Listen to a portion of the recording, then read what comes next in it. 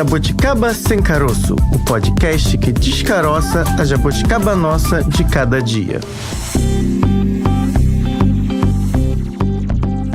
Está começando mais um Jabuticaba Sem Caroço, o seu podcast da Sputnik Brasil. Ela, Francine Augusto. Alegria, Bárbara Pereira. Tá com muito projeto em quê, Francine Augusto? Depende da área que você escolher. Então, hoje é o dia de falar de economia. Qual é o seu projeto econômico? Dever menos em 2023. Tá naquelas metas, assim, da agenda, né? Que a gente... Você lembra quando você era adolescente, você fazia agenda, assim, o que eu quero? Hoje em dia ninguém nem compra agenda. Nunca na adolescência eu pensava em escrever, pagar os boletos em dia. É porque naquela época, Bárbara, você não tinha boletos, assim. Exatamente. Não era a sua responsabilidade. Ai, como a vida adulta é chata. O seu grande trabalho, no máximo, era pegar a caixinha do correio, o boleto, entregar lá, botar na mesa. Sempre tinha, né, aquela mesinha, aquele canto reservado na casa, onde ficam as contas. Tem gente que pendura na geladeira. Eu acho que é muito sofrimento. Porque toda vez que eu for na cozinha, eu vou ver que eu tô devendo alguma coisa. Eu não tinha, não. Minha meta era estudar e passar de ano. Nem olhar pra esses boletos eu não olhava.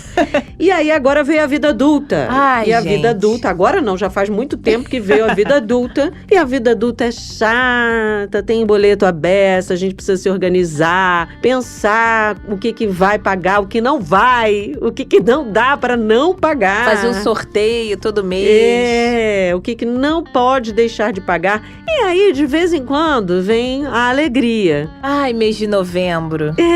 Quando tem, né, Fran? Porque a gente sabe que no Brasil muita gente não tem mais carteira assinada, trabalha ali como autônomo, o chamado MEI, ou vive ali na chamada informalidade. Mas aqueles que têm, os privilegiados que têm, como nós... É verdade. A gente fica pensando em como usar bem esse 13º, esse tão esperado, amado, querido 13º. É isso que tá em jogo no programa de hoje. Em Jogo. Bárbara, mas a gente lembra que algumas pessoas também mais privilegiadas ainda conseguem o 13º antes de novembro. Eu não sei se é bom ou é ruim pegar antes, né? Tem empresas que já possibilitam, né? Organizações que lá pelo mês de julho, junho, na metade do ano ali, assim como férias, né? Você consegue adiantar. Eu não sei se é melhor pegar antes, melhor pegar depois. Eu vou me enrolar de qualquer jeito mesmo. Quanta sinceridade, gente, ela tá tão sincera hoje. Eu achei que você ia falar do 14º, porque tem empresas que dão agora o 14º. A empresa teve lucros, o chamado bônus ali especial do ano, divisão de lucros e ganhou o 14º. A gente ainda vai chegar lá. E o 15º?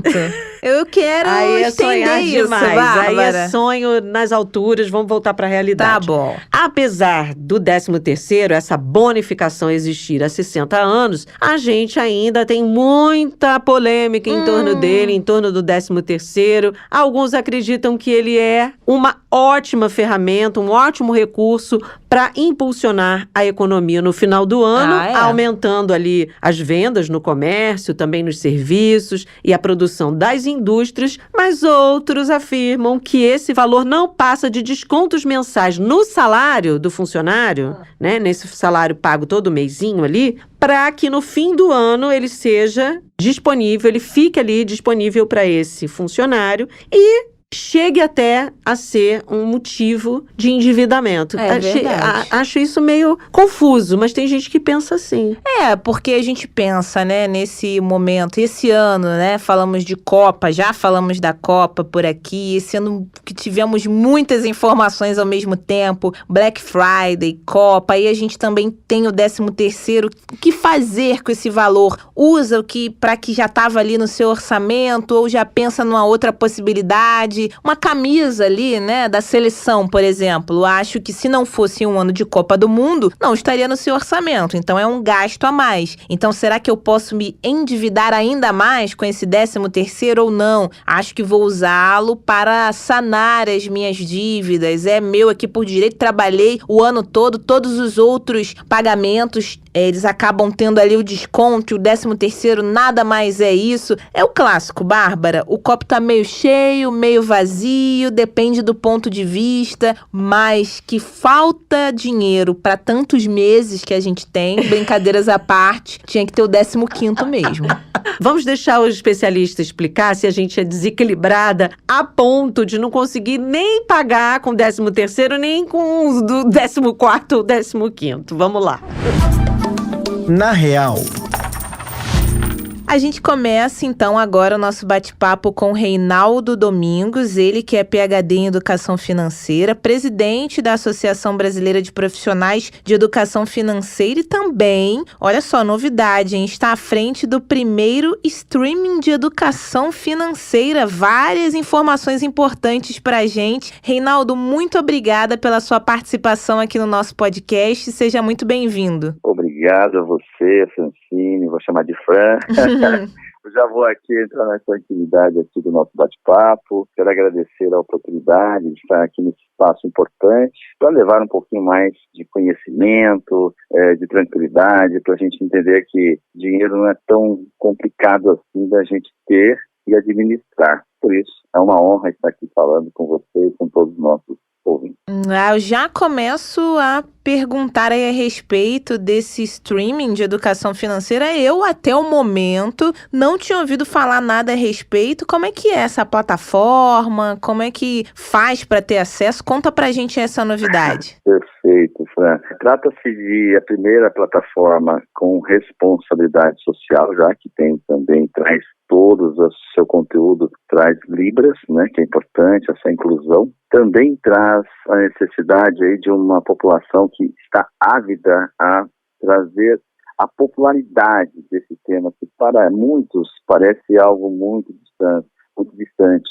E na verdade, o streaming traz uma popularidade, traz acessibilidade, traz também condições financeiras, né, de R$ 9,90, R$ 99,80 reais ano. Quer dizer, você aprende educação financeira na sua televisão, no seu smartphone, você pode levar para uma criança de 2 anos, 3 anos, 5 anos, com desenhos, com atividades, tudo isso estruturado de uma forma roteirizada, de uma forma por idade. Eu estou super endividado, estou quebrado financeiramente, meu nome SUS. Lá tem trilhas para você sair desse problema de uma forma muito bacana, bem lúdica para crianças, para jovens e também para adultos e aposentados. Então, trata-se do Dflix, né, de dinheiro, flix.com.br.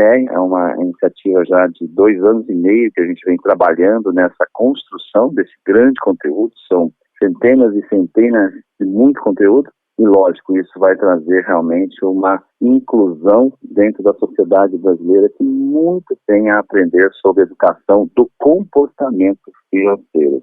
Reinaldo, agora é Bárbara falando, tudo bem? Oi, Bárbara, prazer conhecê-la. O prazer é todo nosso, viu, Reinaldo? Obrigada mesmo por aceitar vir conversar com a gente sobre esse assunto. Esse é um assunto que no final do ano, imagino que circula na cabeça de muita gente. Quem ainda tem o privilégio de ter o 13º, pensa logo o seguinte: bom, esse foi um ano difícil, muitas famílias endividadas, eu imagino que algumas dessas famílias estejam pensando aí no que fazer com esse 13º. Ou pagar algumas dívidas, e algumas das dívidas que já fizemos um podcast aqui falando sobre esse endividamento giravam em torno do cartão de crédito. Então eu estou lá com parcelas relativamente altas no meu cartão, mas já está parcelado. Em algum momento aquilo vai acabar, sei lá, talvez no meio do ano que vem. Eu pago o cartão ou eu continuo ali com esse dinheiro na mão, fazendo uma reserva, tentando segurar, porque eu sei que essa parcela desse cartão vai acabar. Ou não, eu vou lá e quito a dívida e começo meu ano zerada para poder começar com a cabeça mais tranquila.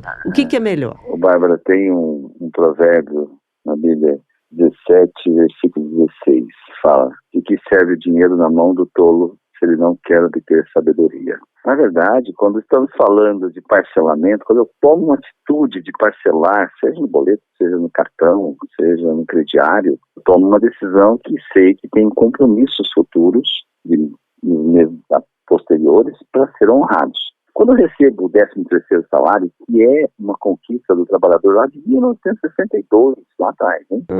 Olha só, faz muitos anos. O trabalhador tem algumas oportunidades, né? Entre elas, o 13º foi conquistado para te proporcionar momentos bons no final do ano, uma ceia melhor, você está presente, você já se preparar para o ano seguinte, porque você tem aí quem tem carro, tem IPVA, quem tem casa, tem IPTU, quem tem filhos, tem materiais escolares, né? Então, tudo isso é para o 13º. Não foi feito para a finalidade de pagar dívidas, né? Não é essa a grande oportunidade que o trabalhador veio alcançar muitos anos atrás. Óbvio que isso prejudica muitas pessoas, porque a ausência da educação do comportamento, e aí eu já quero reforçar aqui, a educação do comportamento financeiro, a gente tem que ter o comportamento. Então, não se deve fazer nenhum tipo de pagamento de dívidas que já estão contraídas, que já estão saneadas, ou seja, deveriam pelo menos estar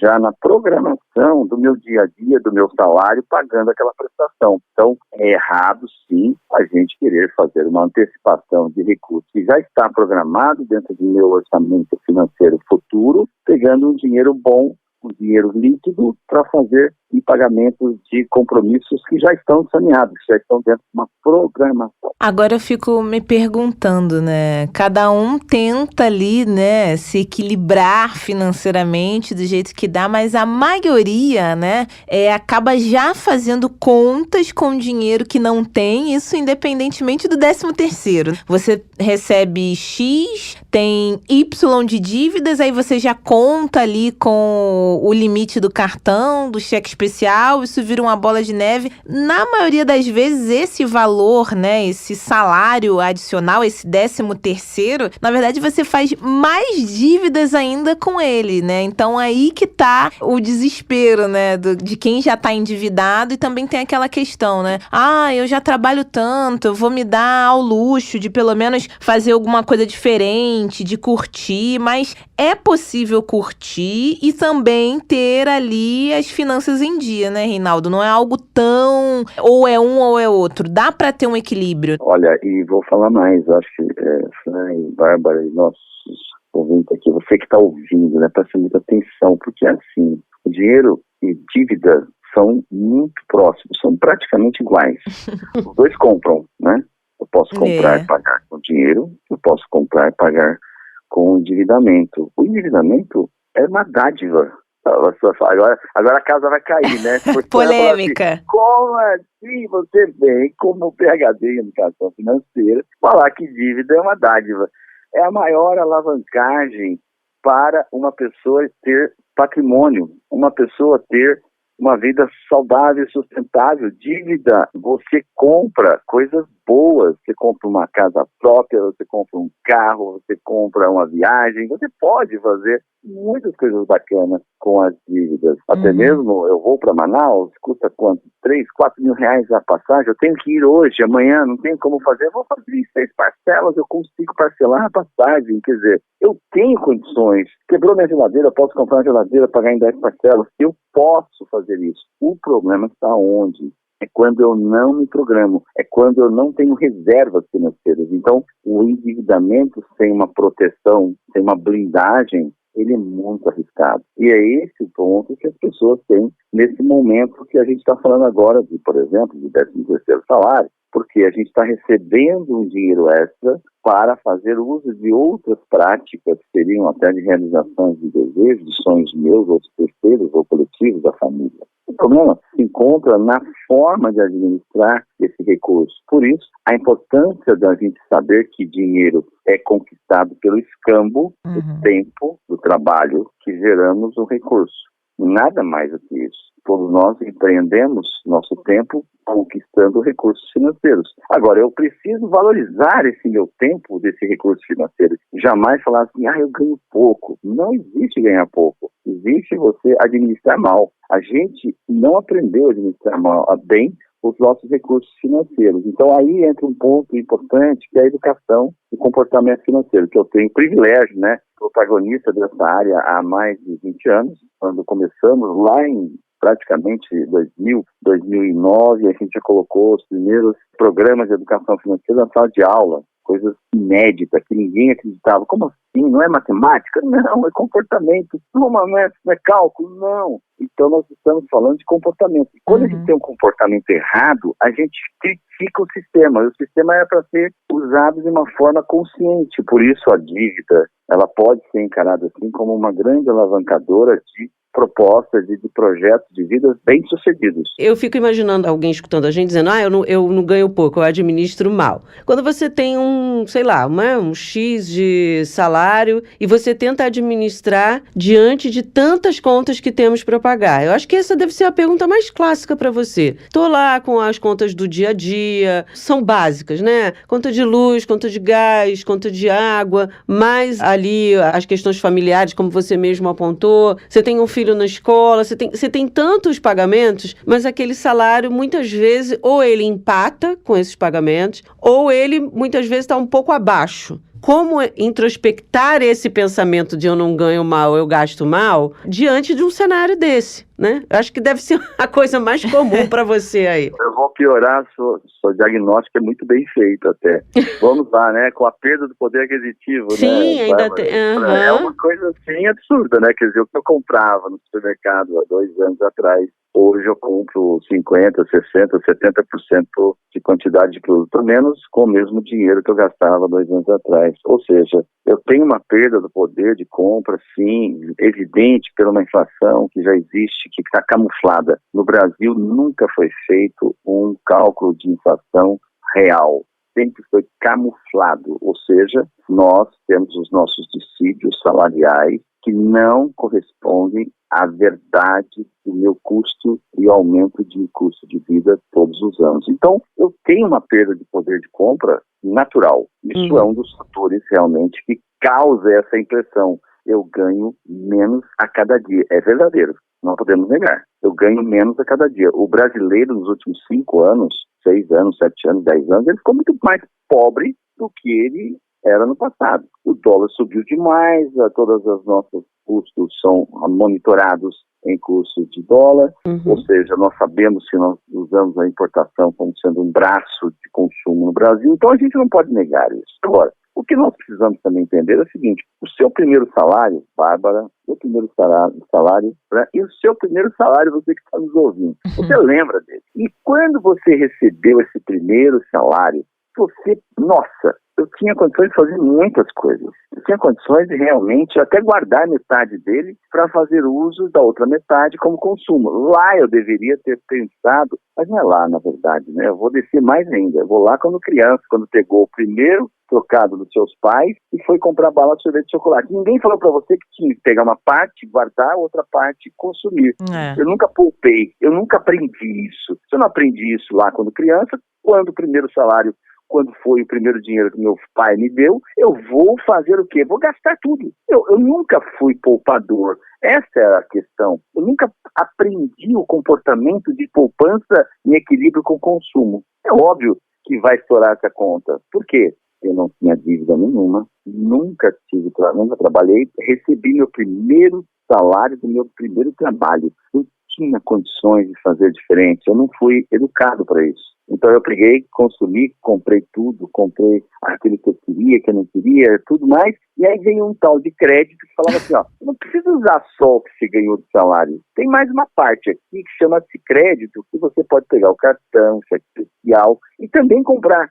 Tudo bem, é dinheiro, então eu vou comprar, está disponível lá para mim. Então nós temos um problema muito sério de cultura, né, de analfabetismo financeiro, que é funcional. Por que funcional? Eu sei quanto vale dinheiro, eu sei como gastar, como ganhar, eu sei, eu negocio bem, mas eu estou analfabeto no que se refere ao comportamento desse recurso financeiro. Esse é o grande problema, não da sociedade só brasileira, da sociedade mundial. O mundo se curvou e se ajoelhou perante o analfabetismo financeiro há muitas e muitas décadas e anos. Então a gente não pode crucificar, né, o sistema. A gente precisa reeducar, ou melhor, educar as nossas gerações, principalmente a futura, que vai ser aquela que vai determinar os nossos rumos futuros. Então nós temos uma necessidade hoje, iminente, da gente entender o que acontece com os nossos recursos financeiros. E, de fato, a gente cada dia ganha menos e mal porque a gente administrou muito mal durante muitos anos. Então, se eu fizesse uma pergunta agora para todos, se eu fizesse, não, eu vou fazer se vocês me permitirem. Posso fazer uma pergunta? Aqui? Eu vou provocar todos, hein? Olha só. Não vou pedir para vocês responderem, porque seria muita covardia minha fazer isso. Eu também não quero responder, não, porque eu sou... Eu não vou falar, eu vou falar, mas eu vou deixar isso na mente dos nossos, né, no ouvido aqui dos nossos ouvintes aqui. Eu vou falar, isso está no meu livro, eu até aconselho a todos lerem esse livro, que chama-se, o primeiro, meu grande best-seller, eu tenho mais de 100 livros escritos, mas este foi o primeiro livro que eu escrevi, e é o livro que perdura no long seller, com mais de 10 milhões de livros vendidos. Terapia Financeira, está na quarta capa dele, Terapia Financeira, está lá. E a partir de hoje, você não mais recebesse seu ganho mensal, por quanto tempo você manteria o seu atual padrão de vida? Já não estamos mantendo com o pagamento, que imagine sem. Eu vou falar, olha, eu sou da terra da jabuticaba, você sabe, né? Você não sabia? Não. Eu sou de Casa Branca, interior de São Paulo. Então eu estou aqui no lugar certo. Eu nem quis falar isso para a Fran no começo.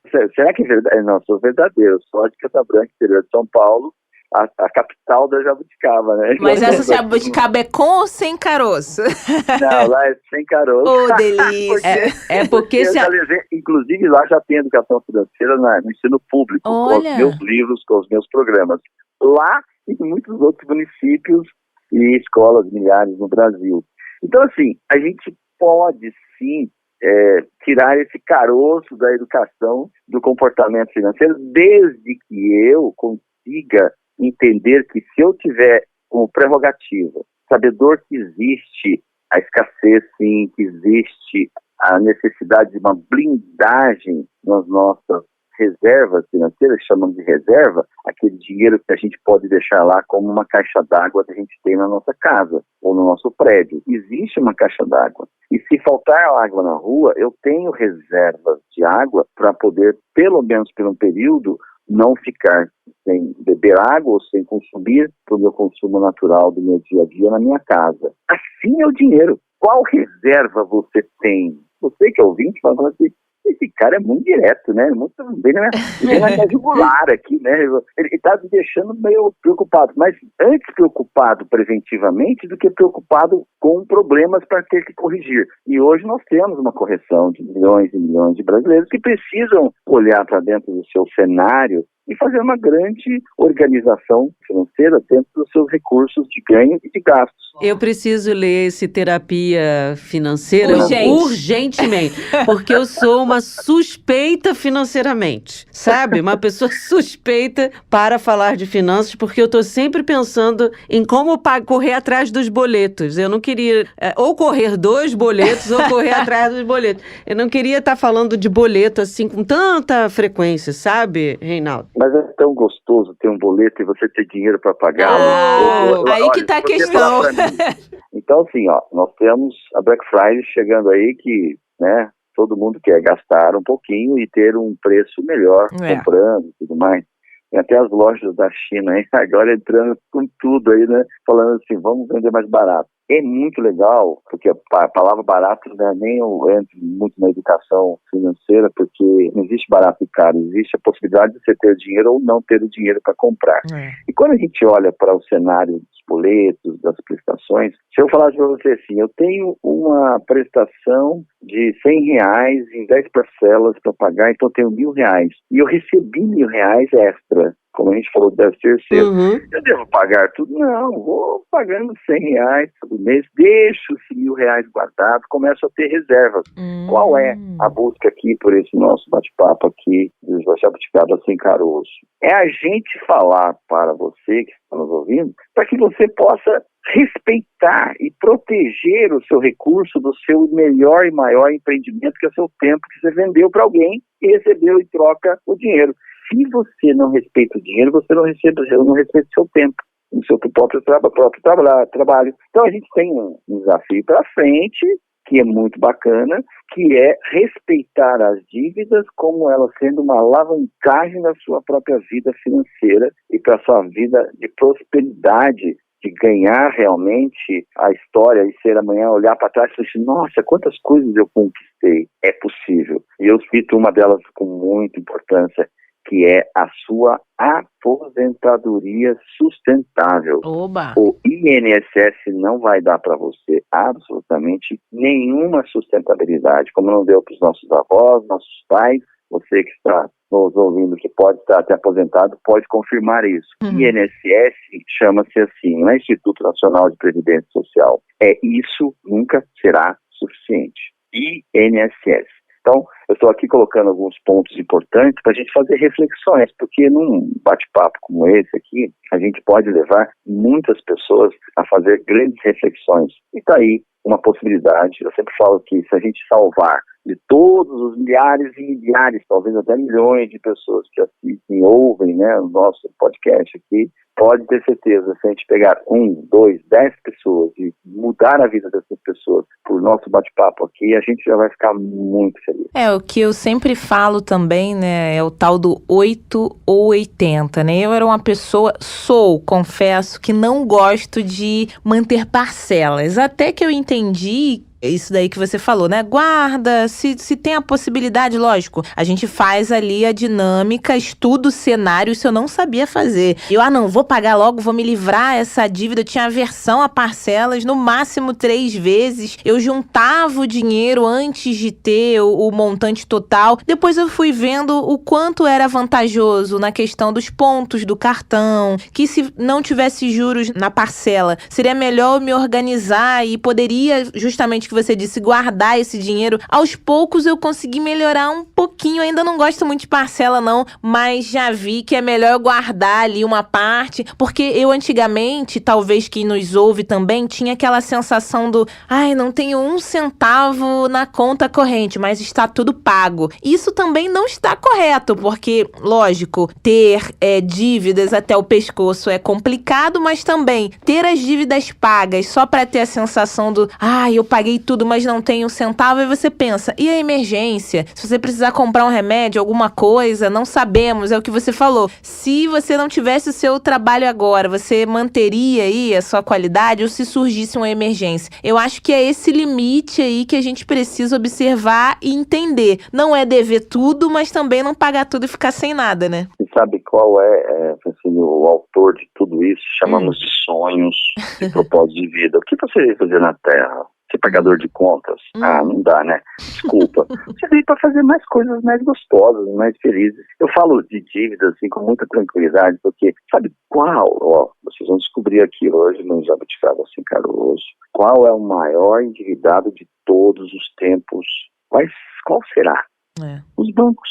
Verdade. O banco pega o dinheiro meu, da Bárbara, da Francine, e empresta para aquele que está precisando. Ou seja, ele pega a 0,5%, no máximo 1% ao mês, e empresta a 5%, 10% ao mês, ou até 15% ao mês. Olha, então, é uma indústria. O dinheiro é um produto do banco. Então, aí eu vou criticar o banco? Não.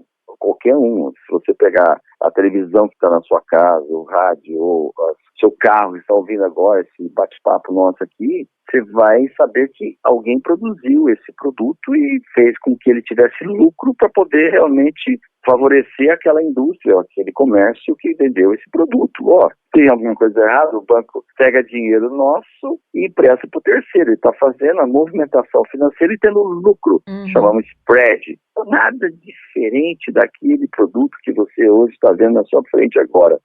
Então a gente não pode criticar o sistema. Eu sou defensor ferrenho do sistema financeiro bem organizado, bem estruturado, honesto, sério. Não estou falando de pirâmide financeira, não estou falando de nada disso.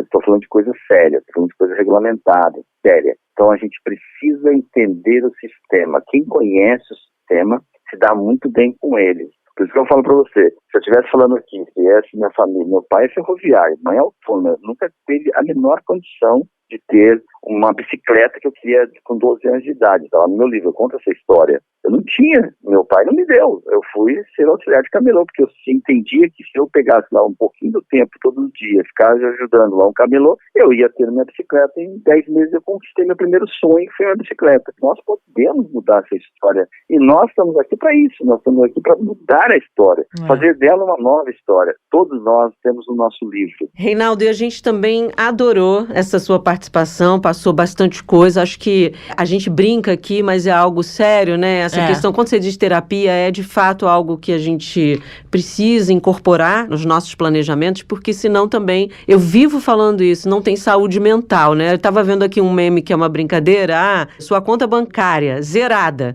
saúde mental zerada também, porque é difícil, né, para muita gente ter aí saúde mental diante de uma saúde financeira aí não tão saudável, né? Uma condição financeira não saudável. A gente agradece muito, estamos com microfones abertos sempre que você quiser voltar aqui, estamos aqui disponíveis para ouvir aí esclarecimentos sobre educação financeira. Muito obrigada, viu? Eu que agradeço, Bárbara, agradeço você, Francisco, né? E nossos, né, ouvintes, você que está aí nos ouvindo, acredite, existe sempre uma solução. Eu gostaria de voltar várias vezes, sim, para levar um pouquinho mais de conteúdo, cada vez mais. Por exemplo, mesada. Seu filho, você não dá mesada para seu filho, se engana. Você dá mesada para seu filho. Mas como assim? Existe 8 tipos de mesadas, existem os 7 pecados capitais que você não pode cometer mais com uma criança ou com seu filho, seu neto. Então tem temas maravilhosos, né? Tem tema, nome sujo pode ser a solução. Uau, como assim? Eu posso ficar negativado e ter solução? Pode. Então, eu diria aqui que a gente pode trazer temas importantíssimos que podem agregar valor aos nossos ouvintes e assim a gente vai contribuindo com a sociedade. De alguma forma, a gente está plantando sementes no jardim de muitas pessoas. E eu quero agradecer mais uma vez, em nome da ABFIN, da Associação Brasileira de Profissionais de Educação Financeira, da DSOP, de SOP Educação Financeira, e do Deflix, que eu convido você a fazer parte dessa grande comunidade. Já que a gente tem muitos streamings na nossa vida, tenha mais um de educação do comportamento financeiro, Deflix. E vale muito a pena. Reinaldo, quem não quiser aguardar o seu retorno aqui no Jabuticaba Sem Caroço e acompanhar e aprender um pouco mais com você, também, além do Deflix, consegue te acompanhar em alguma outra rede social, Instagram? Nós temos o Reinaldo Domingos no Instagram, no LinkedIn, tem vários lugares, né? A própria dsop.com.br tem um ecossistema gigante, né? Que entra livros, que entra escolas, empresas. As empresas precisam levar para os seus colaboradores, tem muita coisa. Mas os meus contatos são esses. Reinaldo Domingos, você pode buscar em qualquer rede. A gente está disponível para poder contribuir com esse movimento tão importante da transformação financeira para levar sonhos e desejos e propósitos para todos. Então, uma honra estar aqui participando e espero estar outras vezes para a gente contribuir ainda mais. Obrigado a vocês, meninas. Obrigada, tchau. A gente anotou as dicas, claro, né? Mas se conseguiremos fazer, mas ainda bem que temos esse podcast, o Jabuticaba Sem Caroço, nos ajuda e muito nessas questões. E, Bárbara, com o novo presidente, né, Luiz Inácio Lula da Silva, iniciando a gestão dele em 2023, a gente sabe, reforça aqui que também é importante saber como se planejar financeiramente, tendo aí, né, em mente a troca de governo, né? Aqui, quem sabe, também a aplicação de novas políticas econômicas. Será que talvez, aí você me ouve, Jabuticaba, e pensa, nossa, mas a gente tá falando de 13º, já tô pensando em 2023 e políticas econômicas, mas tem tudo a ver, né, Bárbara? Claro, tem tudo a ver, porque você precisa saber como o seu dinheiro vai ser investido. Com certeza. E principalmente como é que a economia vai se posicionar, o comportamento do chamado mercado, né? O comportamento da economia. Ele não é comportado nunca esse mercado. A gente precisa ficar por dentro desses rumos da economia até para saber em que patamar a gente está. Como a gente falou que era desequilibrada lá no começo, se a gente vai desequilibrar mais ainda ou se a gente coloca o pé no freio para poder olhar para esse cenário e dizer como é que vai investir o seu dinheirinho, pagando conta, como a gente falou lá, né, já se antecipando a possíveis problemas em 2023. Aquela reserva, né, a que a gente acabou de aprender que é bom guardar. Se essa reserva que você guardou vale a pena comprar um imóvel, o imóvel vai ser algo possível em 2023 diante da economia brasileira. Enfim, são temas que parecem, assim, distantes da gente. Nada. Mas, de fato, você sempre pensa em pegar o 13º, guardar para dar entrada num carro, dar entrada num imóvel, sei lá, fazer um investimento num novo curso, numa pós-graduação. Investir em educação. Investir em educação ou não. Enfim, são coisas que dependem muito, claro, da economia. Na educação nem tanto, mas dependem muito que a economia vai estar se organizando. E aí você precisa saber para onde você vai. E esse para onde você vai depende muito de como os economistas estão vendo a economia brasileira, né? Então, vamos descaroçar aí essas dúvidas com o nosso próximo entrevistado de hoje. Alguém me explica? Esse é um assunto para Alessandro Azzoni, economista, advogado, que vai aí descaroçar com a gente esse tema aqui no nosso podcast. Muito obrigada, viu, Alessandro, por aceitar conversar com a gente aqui.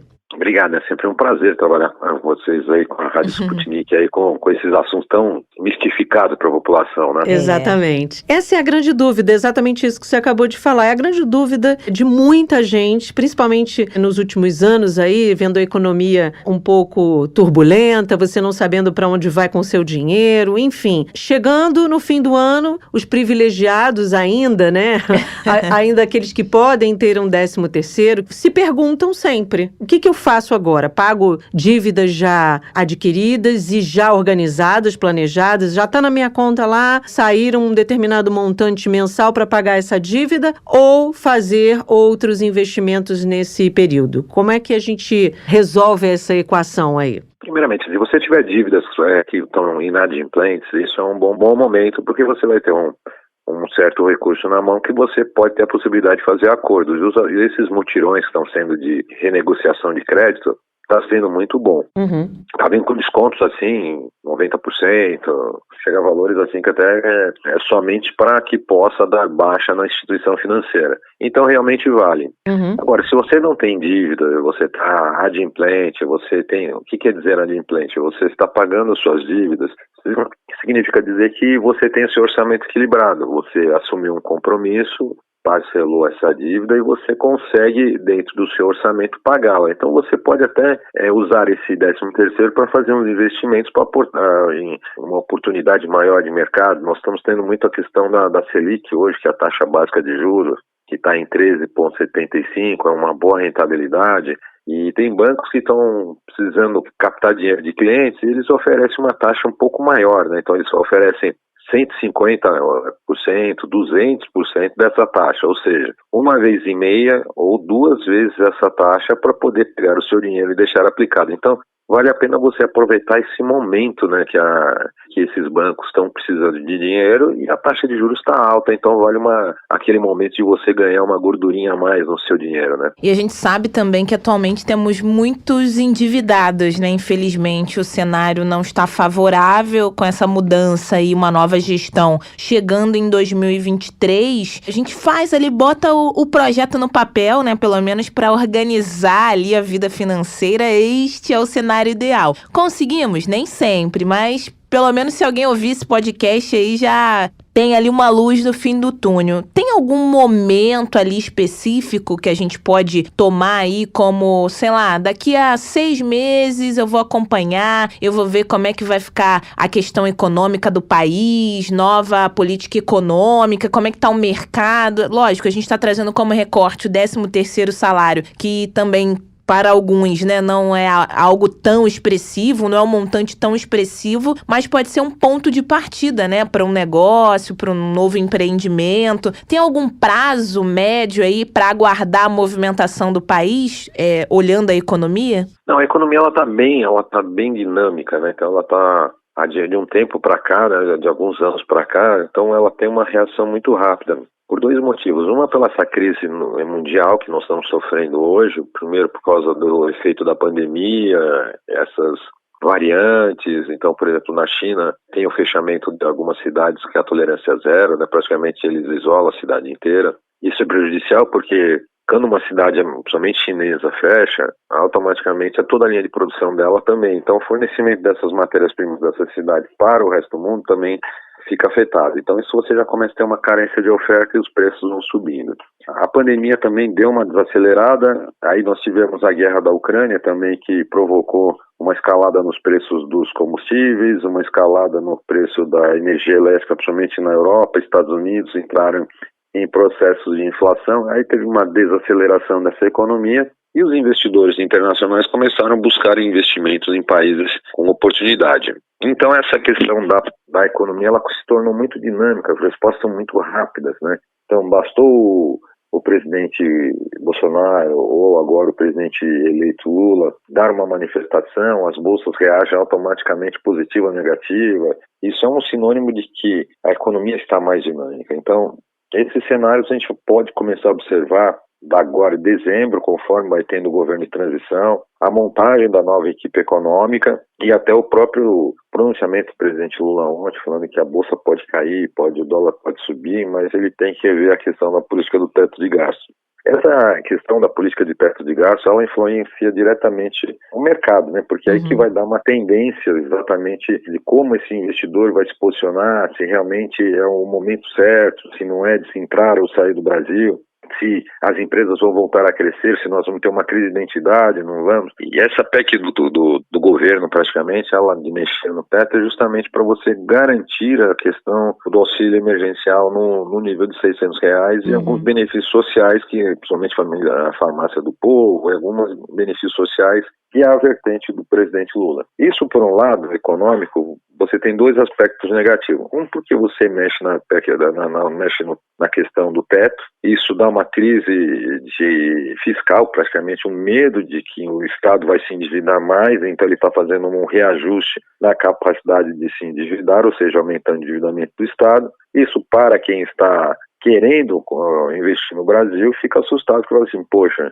em vez de ele corrigir a sua dívida interna, ele está querendo aumentá-la, né? Então esse tem esse primeiro aspecto negativo. Mas, por um lado, você está fazendo um aumento do teto justamente para distribuir renda. Quando você distribui renda, de uma certa forma, essa população que recebe essa renda, ela automaticamente vai para o varejo. Ela vai para consumo de alimentos, pagamento de luz, essas coisas. Então você faz um giro econômico estimulando a economia a crescer, tendo em vista o auxílio emergencial no meio da pandemia, que nós tínhamos uma previsão em março de uma queda do PIB em 9,3, 9,4, 9,7, se falava nesses níveis que o Brasil ia fechar nesses níveis, e com o pagamento do auxílio emergencial nós fechamos menos de 4,1% do crescimento do PIB, ou seja, nós tivemos um retorno, um crescimento de 5%, só com esse ingresso de capital. Então nós temos esses dois lados. Um é o aspecto negativo em relação fiscal, que isso pode dar esse efeito de bolsa, para quem vai investir em bolsa, aquela pessoa que quer guardar um dinheirinho e colocar na bolsa. Então eu recomendaria assim, nesse momento que você tem essa insegurança do investidor estrangeiro, que praticamente interfere diretamente nos ativos na Bolsa de Valores, faça um investimento numa renda fixa, busque uma rentabilidade garantida, entendeu? Porque nesse momento vai ter muita oscilação e você pode correr um risco de perder capital. Pensando aí no investimento em imóveis, né? Muita gente pensa em guardar ou já vem guardando há algum tempo, aproveita a entrada desse 13º para fazer talvez ali um investimento inicial, né, num imóvel. É claro, o senhor já disse aí, depende muito da equipe que vai entrar, da composição do ministério, mas já há alguns sinais ali, né? O próprio presidente eleito, o Luiz Inácio Lula da Silva, já disse que vai haver uma retomada aí talvez do PAC, e isso aí movimenta muito a construção civil no Brasil. O que o senhor diria para quem está ouvindo a gente e tem expectativa aí de fazer um investimento no imóvel? Aguardar um pouquinho, ver como é que vai ser essa composição, esperar também essa movimentação do setor da construção civil? Quais seriam aí as suas sugestões para quem está pensando em investir em imóvel? Então, para fazer investimento em imóvel, tem duas saídas. Uma que é para habitação, são duas diferentes.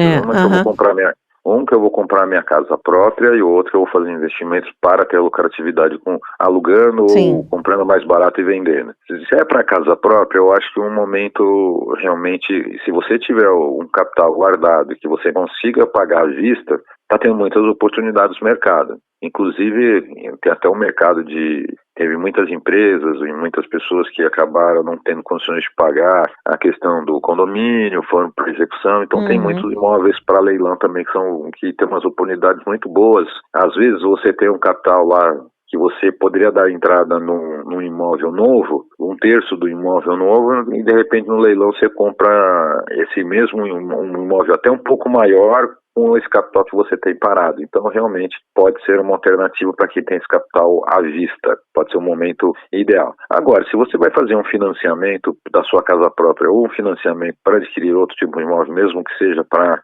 investimento, eu acho que a taxa de juros ainda com a Selic de 3,75 ainda é muito alta. Isso vai refletir diretamente no seu crédito final. Então, eu esperaria primeiro porque o governo Lula, ele é diferente do governo Bolsonaro. O governo Bolsonaro era um governo liberal, ou seja, ele não interfere no mercado, ele cria condições para o mercado agir sozinho. O governo Lula já é um governo que acaba tendo intervenção, então um dos motivos que é bem claro disso é o movimento das ações na Bolsa, principalmente logo que ele assumiu, que ele venceu, a Petrobras e o Banco do Brasil tiveram as piores perdas, né, de valores de ações, justamente porque sabe que há uma questão de uma política de preço que pode ser de interferência na Petrobras, e o Banco do Brasil pode ser um grande fomentador tanto de pessoas endividadas, como até para outros tipos de financiamento, como a Caixa Econômica também. Então, existe essa capacidade de intervenção do governo Lula. Então, acho que assim, é bom esperar, acho que eu esperaria até que se formasse, que viesse essas novas possibilidades, porque pode vir financiamentos subsidiados. O que seria um financiamento subsidiado?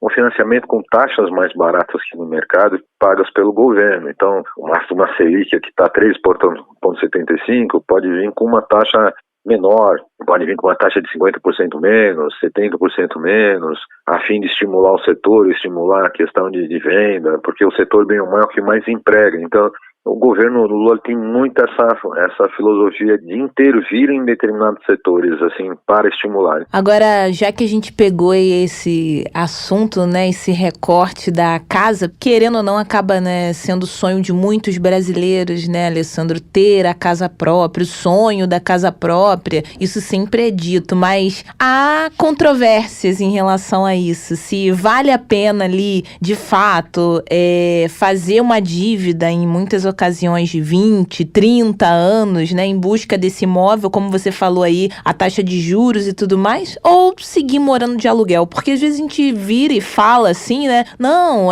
juros, tem que olhar o valor, ver direitinho se a proposta é boa, mas há quem diga que não, tem gente que tem até a possibilidade, né, de juntar ali um valor e comprar a tão sonhada casa própria e fala que não é vantajoso, porque aí o imóvel também perde ali o valor, né, ou você paga não sei quantas vezes a mais devido aos juros. Para quem tá ouvindo a gente aqui agora e pensando nessa possibilidade para 2023, na sua opinião, continua no aluguel, segura e aguarda, como você disse agora, ou talvez valha sim a pena o sonho da casa própria aí para o próximo ou para os próximos anos? Nós estamos tendo uma tendência agora, já há cerca de uns 4 anos para cá, de uma geração que não se apega. Então, ela não tem carro, ela não tem casa, não tem... Você já vê compartilhamento de furadeira, compartilhamento de apartamentos onde você tem só o quarto e você tem um compartilhamento das áreas sociais, cozinha. Verdade. Então, essa questão do compartilhamento, de não se apegar às coisas, é justamente essa questão. A pessoa quer ter o capital, por exemplo, que ela teria para comprar um imóvel lá de 100, 200, 1 milhão, que seja o valor do imóvel, ele prefere estar com o dinheiro aplicado no banco e estar com liquidez para isso, para ele fazer o que ele quiser. Se ele quiser aqui fazer uma viagem, se ele largar tudo e vai morar nos Estados Unidos, se ele vai largar tudo e vai para outro lugar, ele fazer um mochilão. Vai, e a ideia é ter liquidez. Para que eu vou ter um carro? O carro também é uma situação de você pensar. Se você pensar que você vai gastar, que seja 100 mil reais num carro, poxa, eu sei que não é estou usando só como referência numérica, R$100.000. E você tem uma taxa Selic praticamente de 3,75, nós estamos deixando de ganhar 13.750.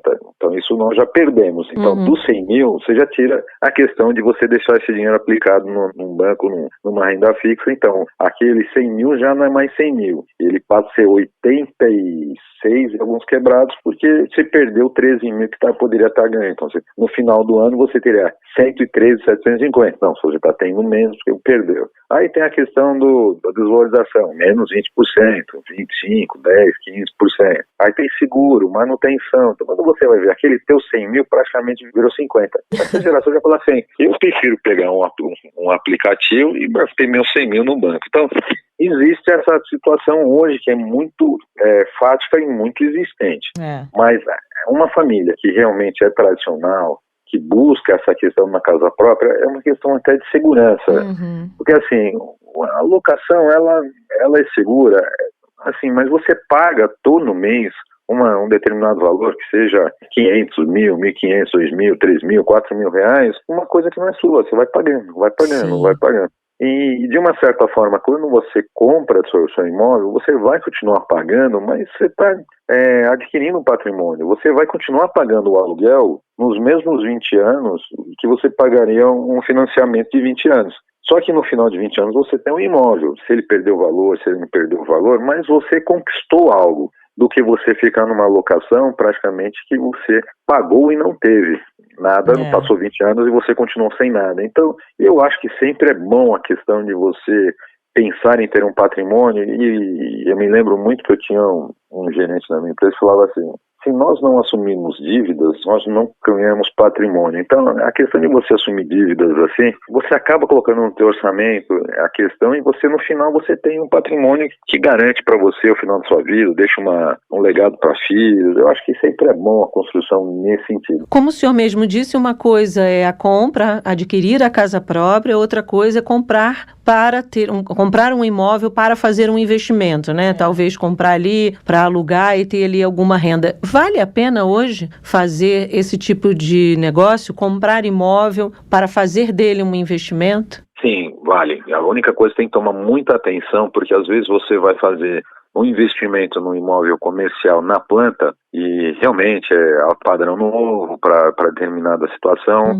Eu falo porque eu vi um caso parecido com um investidor, ele acabou comprando um imóvel na planta e quando ficou pronto, ele pagava mais ou menos 3.750 praticamente de mensalidade de financiamento, e quando ele foi alugar, ele não conseguia alugar mais que 2.500. Nossa. Então, por quê? O preço naquela região era aquilo. Então, antes de você sair comprando como um investimento, analise um pouco a situação de mercado, como é a questão do metro quadrado, quanto está o imóvel alugado nas mesmas condições que você está comprando, para você ver se a parcela... O ideal seria que pelo menos empatasse o que você estaria pagando de financiamento, que pelo menos você no final teria um patrimônio. Quando você percebe que está ainda tendo prejuízo, ou seja, realmente você acabou fazendo um mau negócio para investimento. Então sempre é bom que ou empate ou fique a maior. Então minha parcela é 1.750, eu estou alugando por 2.500 e ainda estou tendo um lucro sobre o valor. Lógico, Alessandro, reforço para quem nos ouve agora, a gente só tá dando aqui possibilidades, porque senão daqui a pouco vão julgar a gente. Nossa, mas que 13º salário é esse que vocês estão falando aí em compra de casa, em compra... Não, é uma possibilidade, quem sabe uma ideia e uma sugestão, porque a gente focou aqui no 13º, né, agora no mês de novembro, dezembro, mas também tem outras aplicações, outros valores aí, como o FGTS, por exemplo. A gente falou da casa, quem sabe pegar aí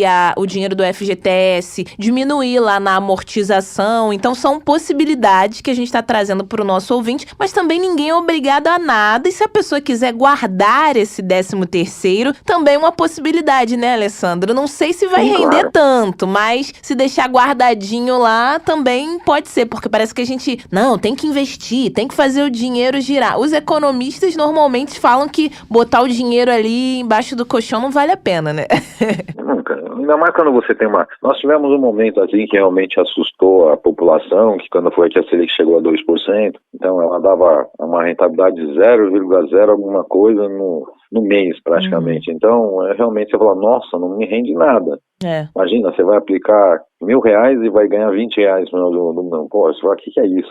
Então você teve até um aperfeiçoamento do investidor para buscar investir em bolsa, procurar outras opções. Aí que começou aquela questão das criptomoedas, aí muita gente caiu no golpe, porque queria muita rentabilidade, então tá muito cuidado com o mercado financeiro. Não existe, é proibido garantir rentabilidade, ou seja, falar assim, eu vou te garantir 10% ao mês, isso é proibido pela CVM, a Comissão de Valores Imobiliários. Você pode tentar indexar, a gente chama, né, de indexar, né? Eu vou seguir 100% da Selic, 150% da Selic, eu vou seguir 100% do Ibovespa, que é o índice da Bolsa, mas não garantir os 10% de rentabilidade, isso, 15% de rentabilidade ao mês. Isso é proibido, é golpe, não existe. Então, tomar cuidado, porque seu dinheiro é tão difícil ganhar, né? Então, e realmente a possibilidade que nós estamos dando é exatamente essa. Você tem um fundo de garantia, é um filezinho a mais que entra no seu mês agora, de novembro até o dia 30, e depois nós temos mais no mês que vem, entra uma segunda parcela já descontado no imposto de renda. Essa é triste, né? Descontada. Eu achava que não devia ser descontado porque é um benefício de uma certa forma, mas né, podia ser uma gratificação, né? Podia o governo deixar de vestinha, né? Então, mas mesmo assim vem um salário a mais que realmente vem no momento certo, justamente no final do ano, para poder aliviar um pouco as pressões. Lembra que em janeiro nós temos aquelas famigeradas contas, IPTU, IPVA. É verdade. Não só IPVA e IPTU, mas como material escolar, e tem mais uma coisa, as dívidas que a gente assume no cartão do Natal para comprar presente para todo mundo. Então... Mas esse ano não vai ter presente assim, pelo menos aqui. Comigo não vai ter. Manda um beijinho virtual, tá tudo certo. Bem lembrado, porque a gente quer deixar a casa mais bonita, né? Quer enfeitar, vai comprar árvore, o adereço, quer dar o presente. Quando você vê, o ano já começa você no vermelho, né? Você já tá tendo que pagar o cartão, pagando, mas fala, meu Deus, foi. Toma muito cuidado com o seu endividamento, com o seu cartão. Se tiver a possibilidade de guardar esse 13º, guarda. É sempre importante você ter uma reserva de valor. É sempre importante você ter essa sobrinha para você ter uma facilidade, ou até para realizar viajar, fazer alguma coisa que te dê uma satisfação pessoal. Então, é sempre importante essa reservinha. E a questão que nós estamos dando a possibilidade aqui, realmente, se você está recebendo a terceira, provavelmente a empresa que você está fazendo recolhimento do teu fundo de garantia. E aquele teu fundo de garantia está lá para ser usado. E você pode comprar imóvel, então você pode pensar nessa possibilidade de usar esse recurso para compra de imóveis, usando essa questão do seu fundo de garantia. Mas por isso que nós estamos dando a sugestão, não faça nesse exato momento, aguarde um pouco, está tendo uma transição de governo, é uma política completamente diferente do presidente Bolsonaro, há uma intervenção direta na economia. O que é uma intervenção direta? O governo age beneficiando determinados setores para estimular que aquele setor cresça, ajuda a população em questão de interferência em taxa de juros. Então, acho que o momento realmente é aguardar e esperar um pouquinho aí nesse sentido. Vamos aguardar a sua nova participação aqui no nosso podcast. Alessandro, adoramos a sua presença. Muito obrigada. Foi um prazer aí te conhecer. Alessandro Azzoni, economista e advogado. Eu que agradeço vocês. É sempre um prazer. Sempre que vocês precisarem, vai ser um orgulho para mim poder ajudá-los. Até a próxima. Até a próxima, Alessandro. Até. Tchau, tchau. Tchau, tchau.